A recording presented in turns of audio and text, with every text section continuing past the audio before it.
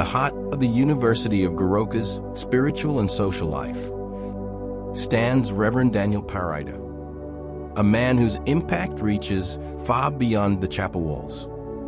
Known not only for his pastoral leadership, Reverend Paraide also plays multiple roles on campus as a student, lecturer, tutor, and parent, making him a relatable and influential voice to many in the university community.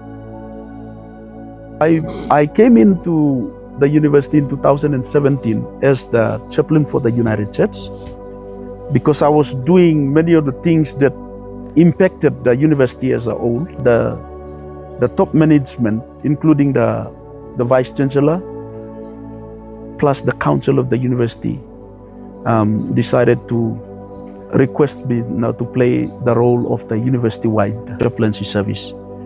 This year is my second year, and I'm playing dual role as the university chaplain and also looking after the United Church at the university. 2018 was the year I got a training that was organized by the Assembly Office at MI. That's where I attended the GET training. Also did follow up attending 2 or 3 other that were organized 2018 and 19. Reverend Paraide's involvement in campus life places him in a unique position to understand the experiences and challenges of students and staff alike.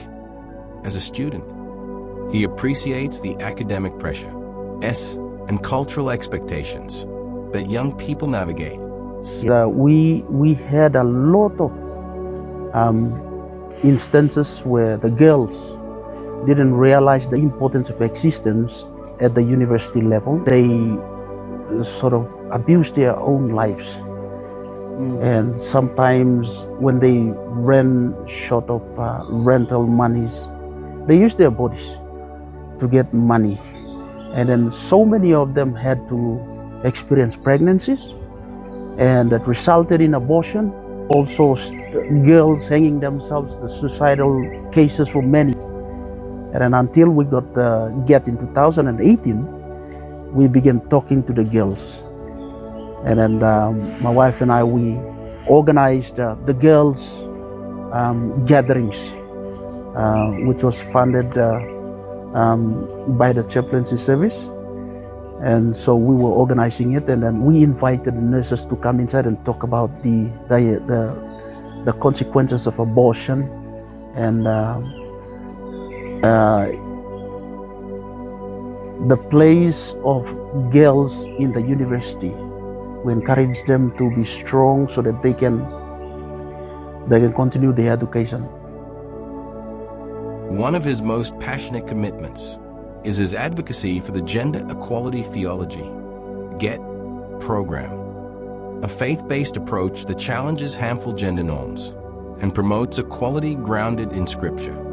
Getting into the GET program, it now added value and empowerment to the girls to realize the potential and the possibility of continuing, and it minimized many of those problems. For the males, like I've said, we organized the final years for the social development gender studies, and then we opened the invitation to other students from outside of the social development and gender studies, and then they came in and learned so much about that. And secondly, as a chaplain, I organized the boy and girl relationship dialogues, and then we had over 200 to 300 of those students who attended, and we taught them on how to value their lives and do relationships in a more a Christian way, I should say. And that has given students a very good understanding of how to have a relationship that is guided. The Gender Equality Theology program is not merely an academic or social initiative. It is a return to biblical foundations. Reverend Paraide emphasizes that men and women were created equally in the image of God. and that any form of gender-based violence, discrimination, or oppression stands contrary to God's intention. Well, as the United Church Reverend, it's sort of a stereotype of understanding that when we talk about the gender, we think like it's the advocating of women rights to be empowered. And so we thought, I thought it's that way. Sometimes I hesitate to come into that the topic of gender. But when attending the course, it has deepened my understanding to not only to understand not only the gender is not only talking about girls and women. It's also talking about some men who are being abused by the wives or something like that. So it's like two-way thing. And in the church, North Goroka United Church, that's made up of some of our staff and students, we now started within our church, the leadership, sometimes the arrangement of the leadership elections, it's not only the boys who take up the chairmanship. We also allow for the girls to become chairladies. And we have very good combination of that leadership. And so we had three times already since 2017 up until today. We already had 3 young girls who became the chair lady. And in the sitting arrangements of the church, we do not, like in our church, we have the men sit on one side and the ladies sit on one side. We started practicing that. We said, whatever time you come in, whatever seat that's available, whether you are one girl among the 3 boys, don't feel embarrassed. It's a space that you can sit there and listen to the Word of God. Through workshops, chapel messages, student discussions, and informal mentorship, Reverend Paraide uses every platform available to promote the values of GET. He believes that genuine transformation begins with open conversations, especially around topics that are often uncomfortable or culturally sensitive. I feel like we need to institutionalize on a nationwide scale rather than confining it to the church. And so we saw education as a pathway and a transport to get the idea of GET and bring it down to the schools. You see, the University of Goroka is producing teachers. And if the teachers can understand the idea about gender equality theology, then they will, when they get the idea, the children down there will now be able to practice. And so I decided to get 2 of my staff at the university who are in the United Church. I took them out to go and attend the community of practice several times, and they captured the idea, and I thought it was good for us to discuss on the courses offered in one of the divisions, that's the gender, social development and gender studies. So it also, before the GET came in, the course was already there as a university social development course under the School of Education. But the lecturers whom I brought to that GET training, they felt like they need to understand the theological part of the gender. And so I produced a book which we, after attending the course, Father Joel had to, and Brother Martin had to, go into producing material so that the churches can use as a curriculum material, which all the maybe theological colleges or pastors' colleges can use. But at the university, we had the opportunity of bringing down the 2 main heads of the department. One of my staff is a director. She was the director to the education research, I took her also to become part of the team, and one is now the HOD of Education Leadership and Management. I also took her to be part of the team. And so as a research leader and the HOD of the department, it was very easy to get the idea of getting the Gender Equality Theology to become part of the curriculum. And so they picked up bits and pieces from the trainings they got, and also from the booklet that MI produced, and it becomes a chapter in the course guide. And so from that time on, we are teaching. They are teaching that course. When it comes to the topic of gender equality theology, they ask me to go in there and lecture that topic. Even with the challenges of cultural expectations, occasional resistance, and the daily struggle of juggling his many roles, Reverend Paraide keeps standing for the GET message with a steady heart and deep faith. We had a big challenge in the beginning, like bringing that idea of gender equality theology to become part of the course. It's easy, funded by we had to channel it up all the way to the academic senate to approve, and it was an approved piece of work that is integrated. And then you also mentioned for us to do it as an extracurricular. We also took notice of that, and every year we conduct a 1 day or 2 days workshop at around 100 to 150 students. They attend that workshop on gender equality theology, and then at the end of the day or two, we certify them. And the certificate becomes the evidence that the teachers who are graduating here have also attended the workshop with a better understanding of the theological explanation of gender. And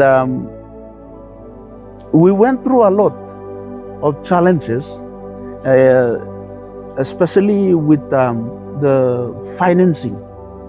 Sometimes when we will ask students to pay a 5 kina to 10 kina to get their lunch, just to come and attend. And we felt sorry. It's like they have paid school fees, but then we are charging them again. We just sometimes feel hesitant to charge them an extra amount of money to pay to come and get that 1 day or 2 days course. But because we have to do it for the benefit of them getting it, they volunteer to pay. And also the two staff that joined me as a minister, because the United Church spearheaded that. From the United Church, we have not been supporting it. I don't get any support from the United Church to fund my program. And so these two staff, they had to borrow some little money from their division. A minimum of 1,000 kina, that will do. And just imagine a 1,000 kina paying for 100 to 150 people their lunch. It's not enough. And so it's a good question. We are still networking. Where do we get some little assistance so that we can, every year, it becomes a continuation of the program. And we've seen many students who have entered into the program. They have given positive feedbacks. And so we really want the continuation of that program, but we are short of resources, financial resources to sustain the program. Many of the students that are in the social development gender studies who come here into the university, they are married. And they are head teachers, nurses, and other professionals who come and come from those backgrounds to come and study gender social development especially, and gender studies. They are not just teachers. We have nurses, we have other social workers, and most of them are married, but it's a university, and they don't carry their family, they don't bring their families up to the university. And because of financial constraints and all this, they come single. And so many of them, when they come here, they pretend to be single again. That's one of the notable impact that I can share with us. It's sometimes it creates sort of divorce when the wife finds out that the husband is here and has some extra marital affairs with another woman. Like the notable evidences of that is that I do, when they are now clear with the gender equality theology, they now resort for counseling, marriage counseling. And those some of the things that when they come to realize, they now come and tell me, no, I'm wrong. I'm going through this. And my husband now finds out, or my wife finds out. And then literally some of those partners come in and fight in the university. Standing for equality is not always easy. Reverend Paraide have faced resistance, cultural pressure, and even personal challenge, whilst trying to balance his responsibilities in the campus. He continues this work because he believes deeply that every student deserves to feel safe, value, D, and respect, D. And so with those problems, we advocate the equality theology and also the topic of gender. We sometimes advocate in the beginning, making sure that if you are married, you have to be faithful to your partner here. In the beginning, there's so many instances that happened. Before 2017 and 18, there were many. We are now lining up those things, and then we can hear the securities give a testimony that they have seen and they have now stopped from resolving conflicts on marriage. And one security came and told me, "Now mi plus stop lo paitimul mangi now." And when they see me walking around, the securities, they come and say thank you to us, because they feel like all those issues have cut down. And even the staff, there is now the sense of peace, harmony in a university. And because one of the role of the chaplain is that to engage in conflict resolutions and do reconciliations. And so in the past, the chaplaincy office was not known to many, but now it has been known to many, and people come to seek for counseling and all this. But the securities have given an evidence and a proof that they have stopped from beating students. And the lecturers also, when they come and meet me along the way, they would say, we really appreciate your leadership. And it's part of the evidences that at least we are doing something for the university. Through GET, Reverend Paraide encourages men to lead with humility and respect. He encourages women and to see their worth, their potential, and their God-given dignity. And he invites the entire university community to walk together in partnership, and not in competition. I don't like giving up on advocating for gender, and to the best of my ability, institutionalizing something that was just hanging, and we had to, establish it on the ground in an institution. I believe the people who are already growing at our age now, we cannot change their minds because they have been conditioned to believing the old tradition of understanding that as a United Churchman, I also preach that men and women are made in the image of God and we can't change anything. But gender is not talking about the sexes. It's talking about the gender roles.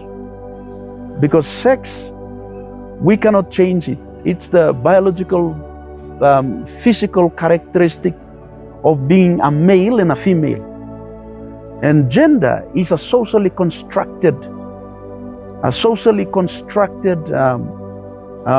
norm and a behavior and a belief system that our communities teach us. Sex, we are born with. Gender, we learn from our society. And so, because of that, many people misunderstand the two concepts. And as an advocate on gender, I believe in the teachers that we are teaching now, because they will go and start changing the policies of their schools so that it promotes gender balance. Like all the time, the cleaning of the classroom is being given to the girls because it's a social, cultural norm that girls are to sweep the floor. So while the teachers are here, we're training the teachers.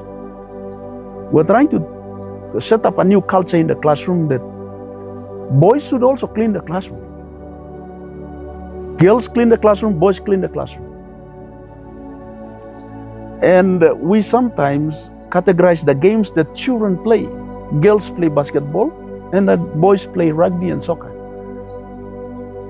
But you see, we are creating inequality. We are categorizing the games into a boy game and a girl's game, which we either promote gender inequality or we create confusion, identity confusion in the school.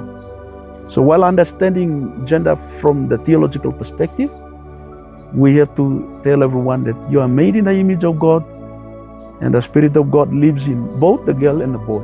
And whatever they do, we can always change the gender roles by understanding the difference between sex and gender. And so that's why we are trying to continually teach the teachers, run workshops for the teachers so that we also change the way they see things, and they go out there and change the schools. And if we can change the environment in the schools, we create a new culture in the school that our young children can grow with a new understanding on equality. If the missionaries came in here, not only preaching, they also started schools as a social gospel. They started health centers. Gender must be a very sensitive topic as well, so that we balance. If the minister and the pastor does not understand, that's the reason why the minister's wife doesn't preach. Well, she has a gift, but she cannot preach. She's still being told to cook in the kitchen and become a waitress for the guests in the church. But she has a gift. And so, like my wife, she's a preacher. And she preaches more powerful than me sometimes. And so, I give my wife the opportunity to preach up at the university. In big occasions, she preaches. For me to understand gender equality theology, I believe that my wife also, as an equal authority like I have, the power to preach and save souls, she also has it. And sometimes if the ministers and the pastors don't understand the gender difference, gender equality, then this is how we treat our wives. It should be introduced, not integrated. It must become a separate subject, course subject, whether in Rarongo, because this is dealing with family, and it can also become a good where men and women sit together in a class and get that course, so that they understand each other. In Rarongo, we have the woman taking a different course and the men taking a different course. On gender and family, we should have the wife and the husband sit together and get those lessons, because this is really what is happening in the home. And so it must be introduced in the pastors' colleges.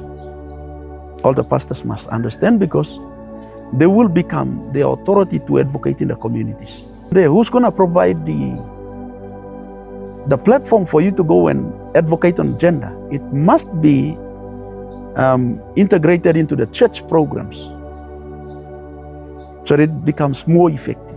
That's the view I can give.